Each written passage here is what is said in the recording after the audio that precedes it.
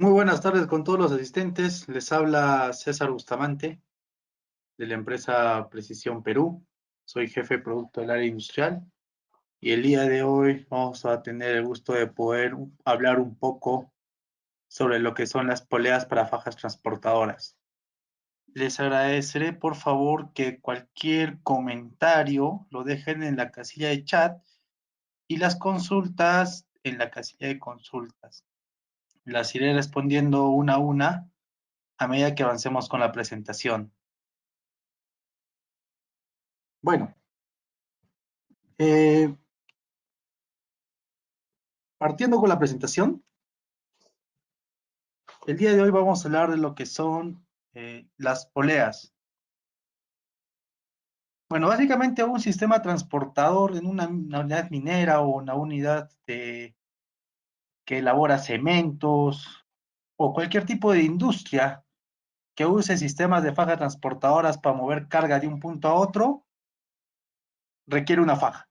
Y esta faja tiene elementos muy primordiales, como por ejemplo, en primer lugar está la estructura propiamente dicha, la parte mecánica que soporta todos los demás componentes. Después tenemos los polines, las poleas, los motores, el reductor y la correa propiamente dicha, que es el caucho. Cada uno de estos componentes se seleccionan en función a la capacidad y a la aplicación. Lo que les puedo mencionar que por ejemplo, un sistema transportador para transportar materiales con alta temperatura es muy distinto, muy distinto a un sistema que transporta concentrado de minerales o mineral chancado en el área de entre la chancadora y el stockpile para molienda, ¿no? ¿Cuál es la diferencia? Que en algunos se usan valores de temperatura distintos, como por ejemplo una faja que transporta el tema de cemento tiene valores de temperatura por encima de los 30-35 grados, por ende ahí los valores de las poleas o de los polinos de la correa son muy distintos a las de una faja que está trabajando a temperatura ambiente. Pero básicamente, cualquiera sea la aplicación, siempre vamos a encontrar poleas, polines, correa, estructura, motor, reductor y todos los sensores y actuadores que nos permitan controlar la faja transportadora. En esta oportunidad lo que vamos a exponer es básicamente las poleas y qué tipo de poleas tenemos y qué necesitamos para poder divisar una polea. Continuemos. A ver, un poco de la agenda.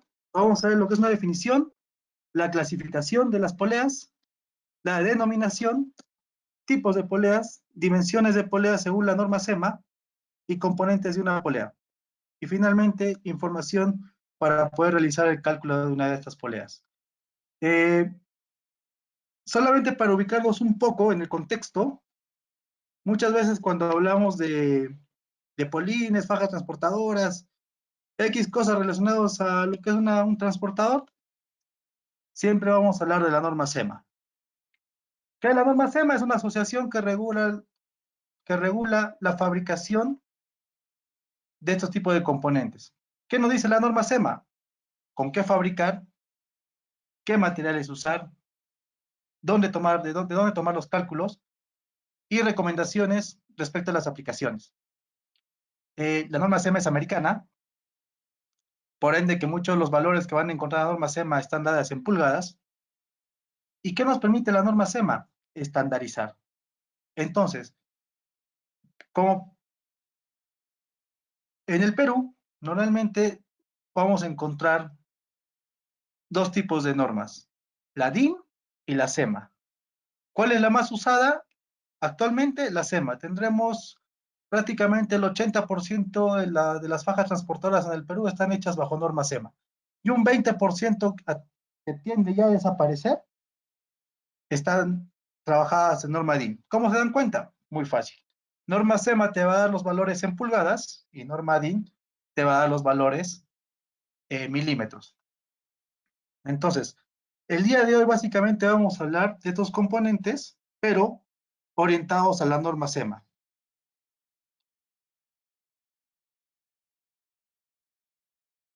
Otro punto muy importante es que ciertos parámetros ya muy definidos de la norma SEMA nos permite reconocerlo a simple vista, como por ejemplo los anchos de correa, que también determinan el ancho de la longitud del tambor de la polea, y también los ángulos de artesa, que también son muy definidos en los polines, también nos ayuda a determinar el tipo de, el tipo de ancho y el tipo de carga que se va a manejar en un transportador.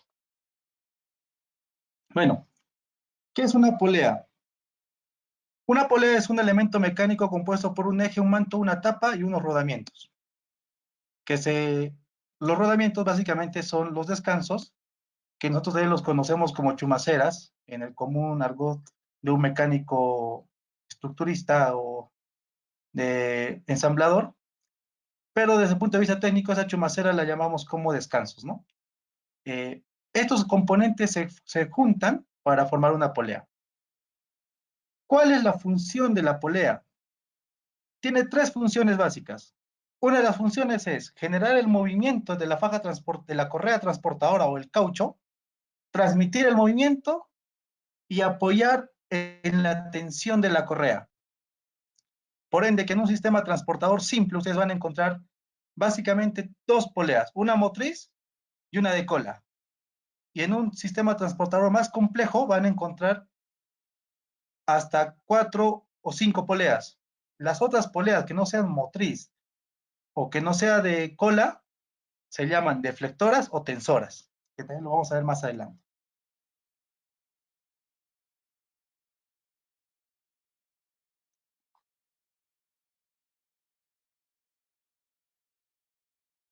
Existen dos tipos de poleas, la polea estándar y la polea de ingeniería. Ya el nombre lo dice todo. La polea de ingeniería, uno tiene que imaginar que es una polea para aplicaciones mucho más exigentes y una polea estándar para aplicaciones poco más light. Vamos al contexto, vamos al campo, ¿no? Una polea de ingeniería, ¿dónde la puede encontrar? Obviamente en correas transportadoras que tengan mayor ancho de faja y también que transporten mayores cantidades de mineral y altas velocidades.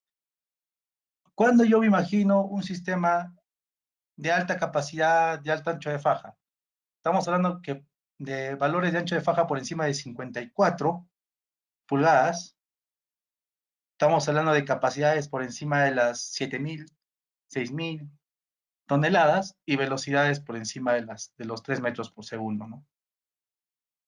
Cuando hablamos de esos valores ya tenemos que automáticamente ir a una polea de ingeniería.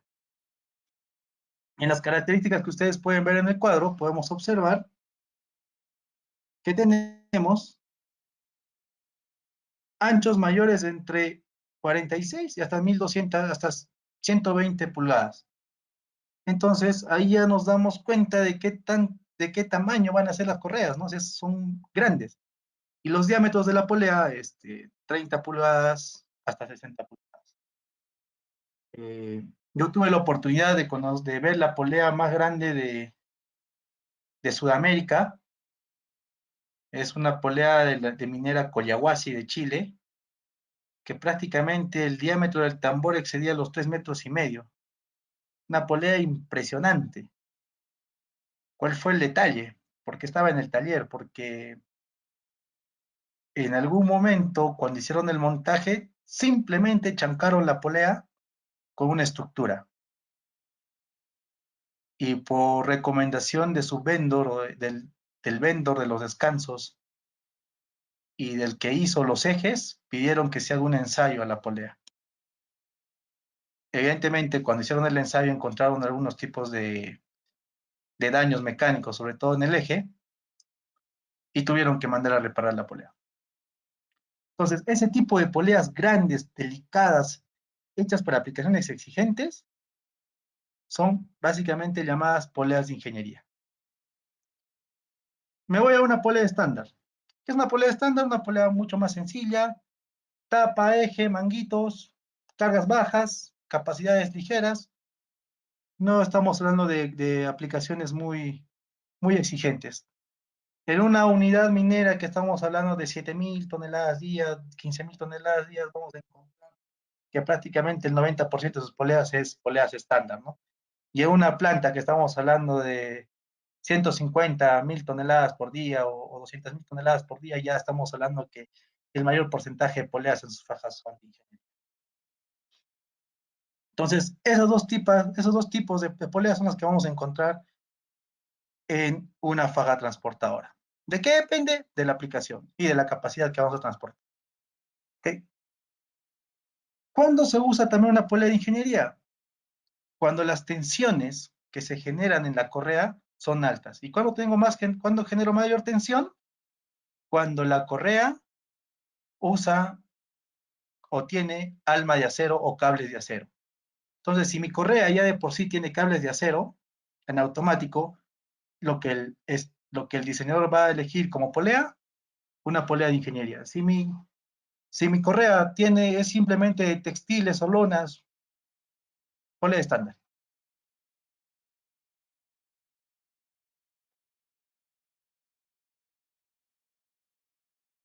Ya podemos ver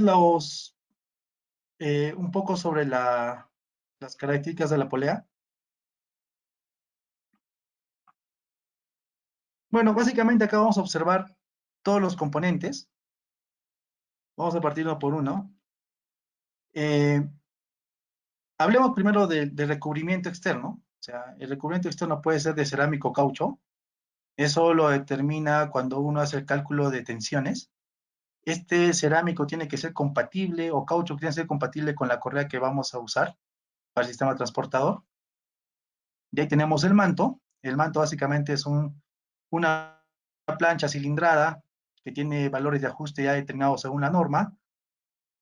Pasa por unos ensayos no destructivos para garantizar las uniones de esta plancha y también la concentricidad, ¿ya?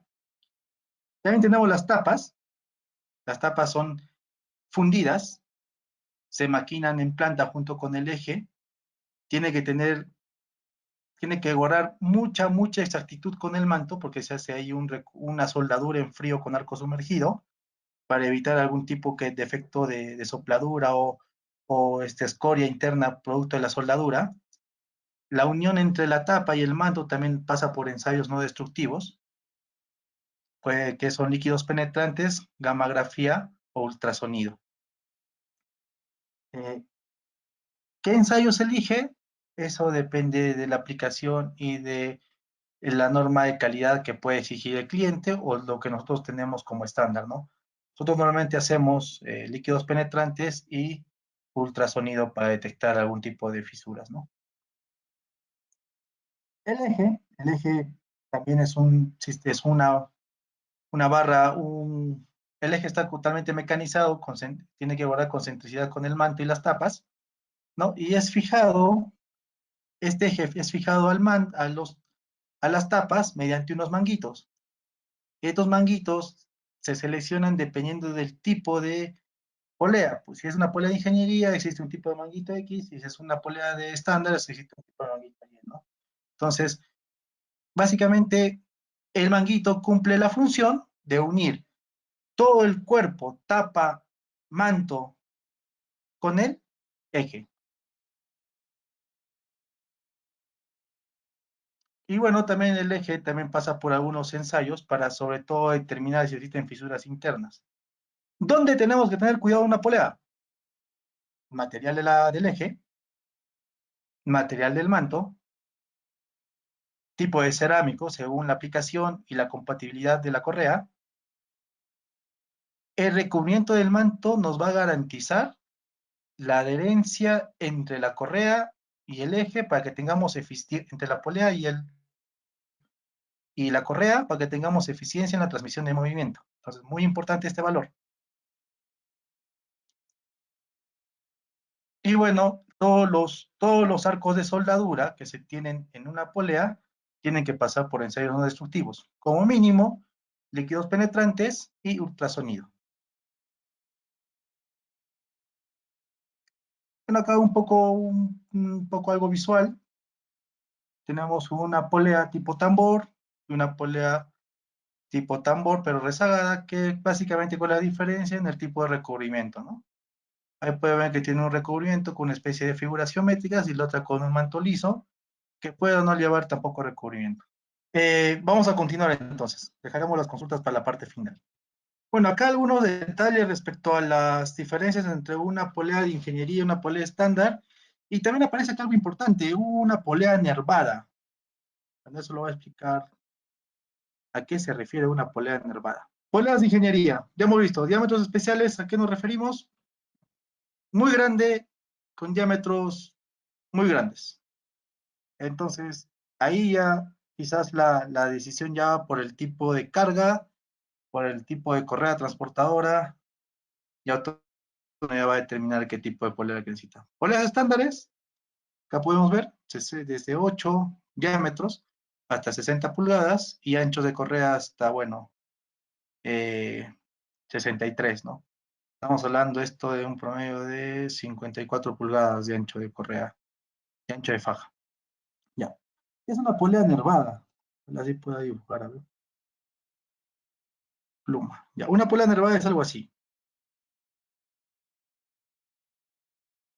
Disculpen con la figura, está un poco muy práctica con ese tipo. Una polea tipo nervada es una polea que parece una estrella.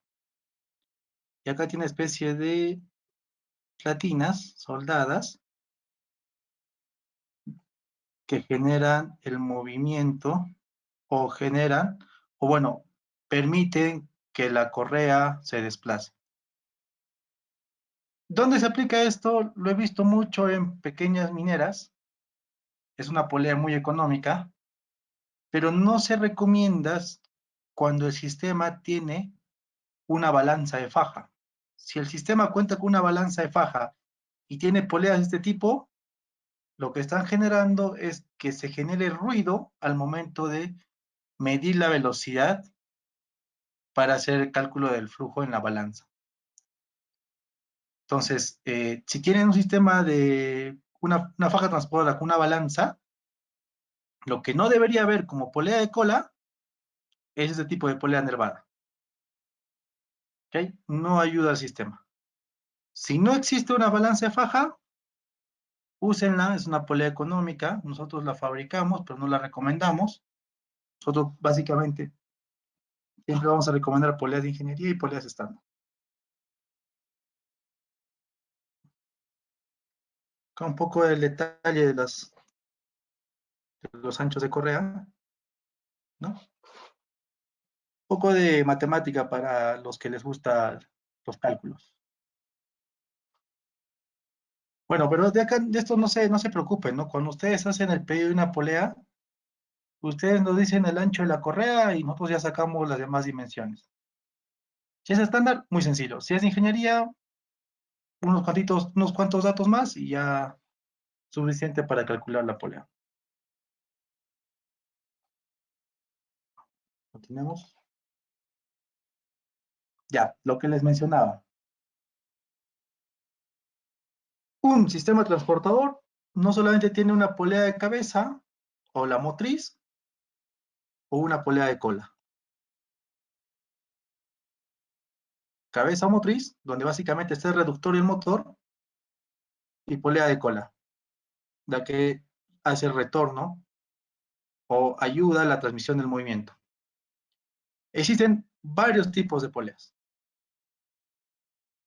Mínimo 2, máximo hasta 7.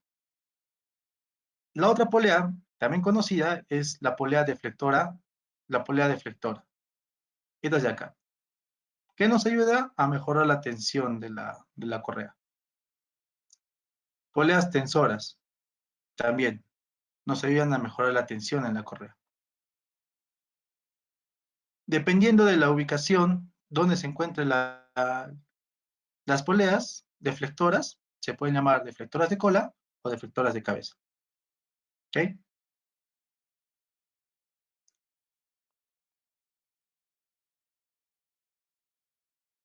Acá podemos ver el despiece de una polea. Como pueden observar, elementos que ya les mencioné al inicio de la presentación. Tenemos un manto, tenemos el eje, tenemos las tapas, ¿no? Tenemos los manguitos de fijación, tenemos el protector de pernos y tenemos los descansos. Todo este sistema se integra para armar la polea. ¿Cuál es la diferencia entre una polea de cola y una polea motriz? Que simplemente uno de los extremos del eje en una polea de motriz es mucho más larga, que tiene un canal chavetero para poder unirla al reductor y a la vez al motor. Entonces ahí ya tenemos la diferencia con una polea de motriz. Puntos importantes de la polea, todo. Todo tiene que encajar correctamente y todo tiene que pasar por pruebas de concentricidad y ensayos no destructivos. De esa forma vamos a garantizar que la polea cumple para la aplicación que el cliente nos pide. Bueno, acá pueden observar cómo es que se está en la imagen, cómo se está realizando las pruebas de ultrasonido a uno de los mantos.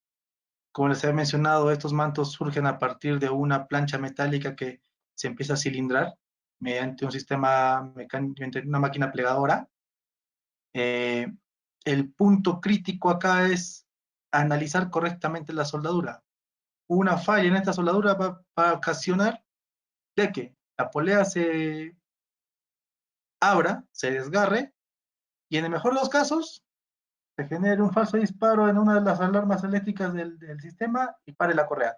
En el peor de los casos podría generar un, una ruptura del recubrimiento y también pasar a una cortadura de correa, lo cual sería algo desastroso.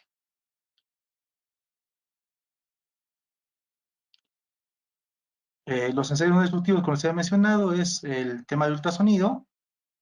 Y bueno, y también acá algunos, en la mayoría de los casos hacemos líquidos penetrantes para poder ver, digamos,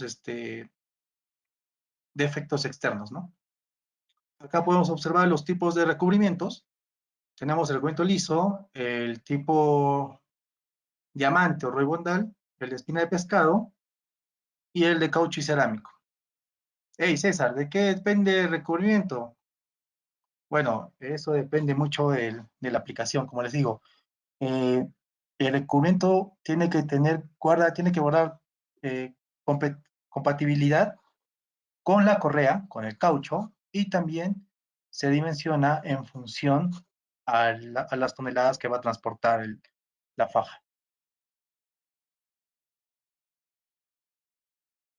Pero básicamente esos son los 4 tipos de recubrimientos y lo que hacemos nosotros como empresa especialista les recomendamos el tipo de revestimiento. Bueno, acá lo que les mencioné, eh, si lleva este canal chavetero es porque esto va a ir acoplado al motor y al motor reductor, por ende es la polea motriz, es la única diferencia. Básicamente los ejes de qué material están hechos del SAES 1045, 4140 y 4340, tipos de aceros que nos permite garantizar el correcto funcionamiento. ¿Con algún tratamiento externo? Sí, tratamiento externo para evitar la corrosión. Pruebas que se hacen, básicamente el ultrasonido y partículas magnéticas o líquidos penetrantes. En algunos casos, si nos permite y el cliente lo exige, podemos hacer pruebas de gammagrafía, que básicamente es como sacarle una radiografía al eje y podemos ver defectos internos. Otro componente, los manguitos. La función del manguito básicamente es unir la tapa con el eje. Básico. De qué depende? Bueno, depende básicamente de las tensiones generadas en la polea. Porque esto, si esto no tiene un buen agarre, un buen ajuste entre el eje y todo lo exterior a la polea, básicamente no te va a garantizar un correcto funcionamiento, ¿no? Puede generarse un deslizamiento y por ende es un tema que puede pasar a mayores. Importante, importantísimo. Bueno, y otro elemento también son los descansos o las chumaceras. Acá no hay mucha ciencia. Las chumaceras básicamente ya están estandarizadas según los ejes. Lo único que vamos a acá a discutir quizás entre una u otra chumacera va a ser en la marca. O sea, hey César, yo quiero que me pongas una chumacera SKF, yo quiero una chumacera FAC. Bueno, Si puedes pagar la SKF, te pongo la SKF, si es que no tengo ningún inconveniente. No depende de mí, depende ya básicamente de la preferencia del cliente,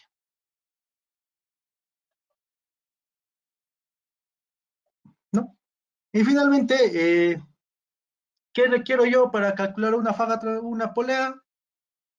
Es una polea de estándar, no muchos, solamente el ancho de la correa y algunos datos de diámetro y revestimiento, tanto diámetro del eje y diámetro del tambor, y el tipo de revestimiento, y con eso ya puedo hacer un presupuesto respecto a una polea estándar. Si es una polea de ingeniería, ahí ya la cosa cambia, ¿no? Como les he mencionado anteriormente, la polea de ingeniería depende mucho de la correa transportadora y la capacidad. Por ende, lo que yo les voy a preguntar es las tensiones. Y me dice, pero César, ¿cuáles son las tensiones? Bueno, acá te explico algo, un poquito para divertirnos. Ya. Acá en la casa, ¿qué podemos tratar? Ya. Existen dos tipos de tensiones importantes. La tensión uno y la tensión 2. Tensión de arrastre, tensión de retorno. Estas dos tensiones nos permite determinar la polea de ingeniería. Hey César, ¿y eso qué me lo da? Bueno, eso te lo va a dar el fabricante de tu faja transportadora, pues, ¿no? Lo mínimo que debía hacer el fabricante es calcular estos dos valores. ¿Y eso de qué depende, César? Ah, bueno, esto depende de la velocidad, de las toneladas por hora y la longitud. Bueno, ¿es un cálculo difícil? No, no es un cálculo difícil. Eso lo hace la computadora. Solamente metes parámetros, bueno, te compras el software, metes los parámetros y tienes todos los datos, sin problemas.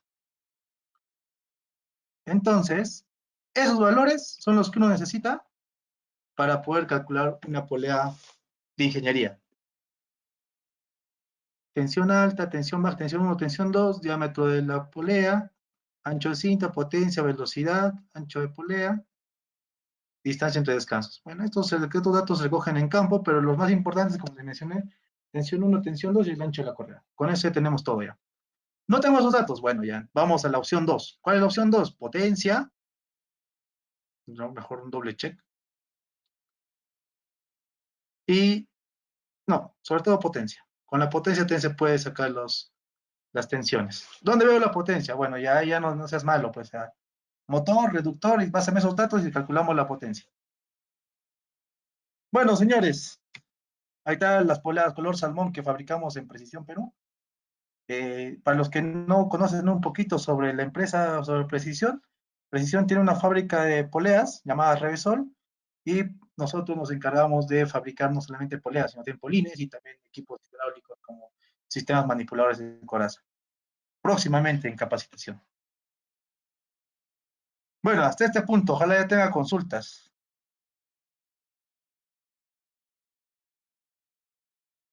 A ver, ¿qué tenemos? Primera pregunta, ¿compartirán la diapositiva? Sí, efectivamente, vamos a compartir las diapositivas. La norma SEMA cumple también con la IEC. A ver, básicamente la norma SEMA está orientada a la parte mecánica. Entonces, ahí en la parte mecánica vas a encontrar también un tema de componentes eléctricos. Si está según la norma la norma IEC, no te lo podría decir, pero lo que sí te podría mencionar es que nosotros vamos a cumplir con las potencias y con los estándares que cumple la norma, que pide la norma SEMA. Nada más. ¿Qué tipo de rodamientos usan las poleas? Buena pregunta. Tenemos dos tipos de rodamientos, tres tipos que podemos usar, los cónicos, los cilíndricos y los de bolas. ¿De qué depende, Anthony? Depende básicamente de la carga y de la tensión y de la posición. Eso es una recomendación básicamente ya del vendor. Pero son esos tres tipos de rodamientos que van a usar las chumaceras o los descansos.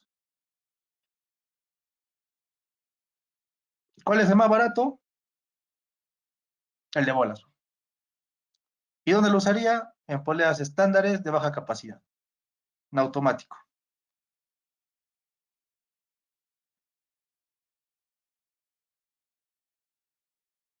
A ver, ¿qué más tenemos?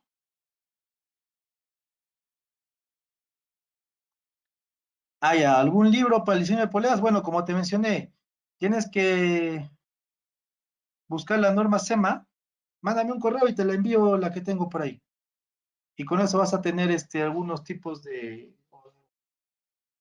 recomendaciones o un manual, una guía rápida para entender de dónde sale, de dónde o cómo se selecciona una polea, cómo se selecciona una, un polín, un rodillo o una correa, ¿no? Un caucho.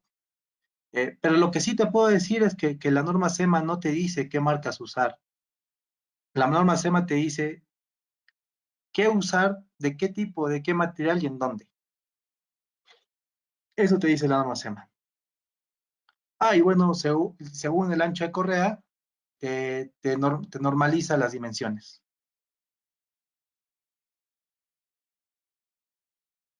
Ya, pero eso te va a costar, Antonia, no es gratis.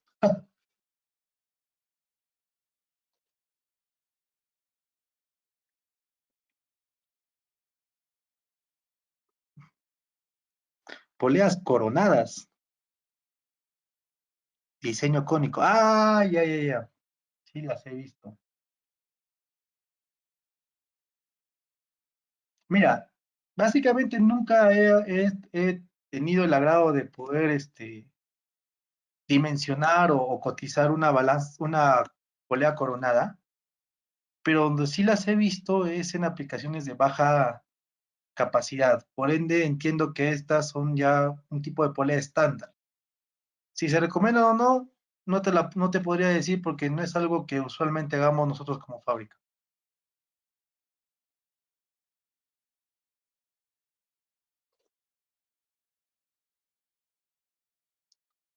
Las poleas de volteo para los datos mínimos que se debe considerar. Bueno, Giancarlo, como te mencioné, si tu polea es para una faja transportadora que la correa, o sea, el caucho, tiene alma de acero, o estamos hablando de un diámetro por encima de los 54, digo, de un ancho de faja de por encima de 54 pulgadas, esta podría ser una polea tipo de ingeniería. Pero si en caso no estamos hablando de eso, podría ser estándar. En ese sentido, lo que podríamos hacer para tener un presupuesto budget de esta polea es, primero, conocer el ancho de la correa, segundo, que nos mandes la potencia del motor que usas y también la placa del motorreductor donde se vea la relación de transformación. Ahí con eso podemos dimensionar la polea y darte un presupuesto. Para una faja de 36 pulgadas. Muy atípico, ¿ah? Muy atípico que tenga alma de acero, porque son fajas, en teoría, pequeñas. Me refiero al ancho de la correa. Entonces, lo más probable es que sea una polea estándar, pero heavy duty. De todas maneras, lo que sí te va a pedir es que nos mandes los datos. El valor del reductor y el valor de transformación del reductor y la potencia del motor. Con eso vamos a ver si realmente es estándar o es de ingeniería.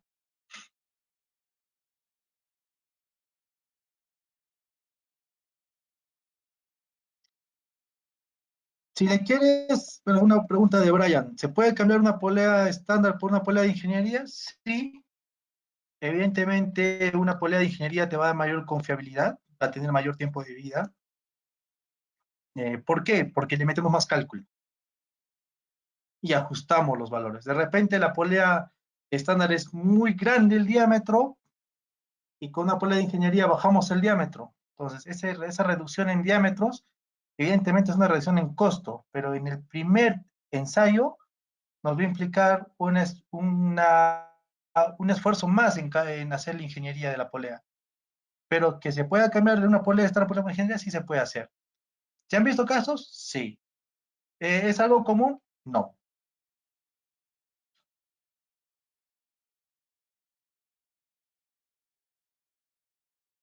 Claro. José Luis Cabrera, sí, se considera el valor, la fuerza de rompimiento de inercia de la polea. Y eso también se considera en el cálculo.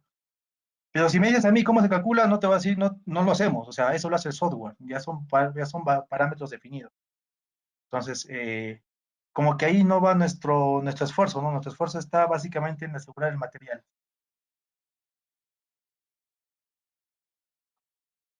Muy buena pregunta. ¿Por qué la polea puede patinar? Ya, porque el nivel de adherencia entre la correa y el revestimiento no es el correcto. ¿Y eso de qué depende? De la compatibilidad entre la correa y el tipo de recubrimiento. De eso depende. Se ha visto casos en los cuales incluso el revestimiento se llega a cristalizar, pero en los revestimientos de cerámico. Y eso es por exceso de calor y eso de qué depende de algún tipo de tensión extra que se genera en la correa. Pero eso es muy atípico porque supuestamente las correas están sobredimensionadas. Lo que puede pasar es que o sea, puede que tu correa ya propiamente dicha está ya un poco desgastada y que también la tensión de la correa no sea la correcta. Porque recuerden, miren acá en el gráfico,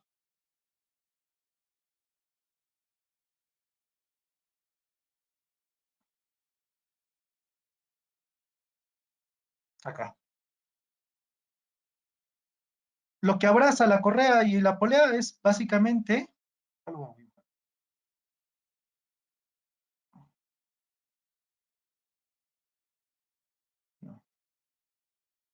es el 50% de la superficie total de la polea. Entonces tenemos un 50% de eficiencia para poder tener esa adherencia. Si esto falla, producto de que la correa esté mal tensionada, menor tensión, puede patinar. Si el revestimiento está deteriorado, puede patinar. Si la correa ya está desgastada, obviamente va a patinar. Dame tu contacto, Mijail, ahí conversamos por interno para tener una visita en planta y ver qué está pasando con tu polea, pues, ¿no? De repente es un tema de mantenimiento más de que cálculo.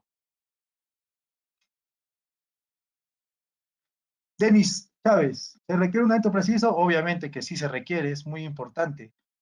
Si tú no alineas correctamente las poleas, lo que vas a hacer es que la correa esté desalineada y el efecto de daño no va a ser solamente sobre las poleas, sino va a ser sobre los polines. Entonces ahí tus costos de mantenimiento se van a disparar y vas a tener problemas. Es muy importante el alineamiento, definitivamente, lo más importante creo yo. Ah, ya, el espesor del revestimiento, ¿cuál sería el más recomendado? Giancarlo, el espesor del revestimiento depende del tipo de revestimiento.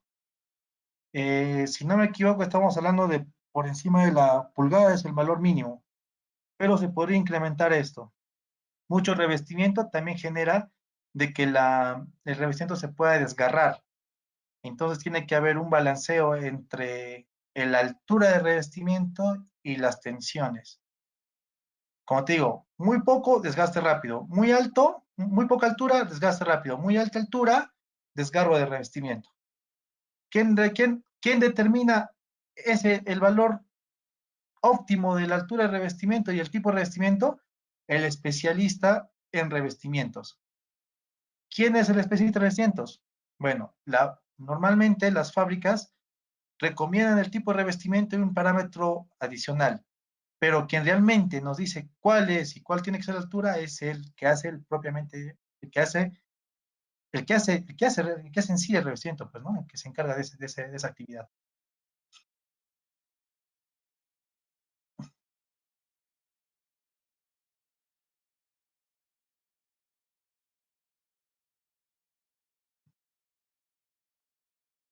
Bueno, les agradezco por su tiempo. Eh, una última pregunta de Mijael, que es ¿qué tipo de aleaciones usamos para las poleas? Bueno, normalmente nuestro valor, ¿has visto ahí los materiales que los he mostrado? Básicamente es acero al carbono con ciertos parámetros ya definidos. Los parámetros lo determina la norma SEMA. Eh, no hay aleaciones especiales, salvo las tengamos en los manguitos. o en algún elemento mecánico complementario. Pero básicamente todo el sistema es acero de carbono. Con parámetros distintos, sí, según lo que recomienda la norma SAM. El SAE, esos son etiquetas del tipo de acero, pero básicamente es acero. Ya. Bueno, señores, si no tienen más consultas, les agradezco por su tiempo.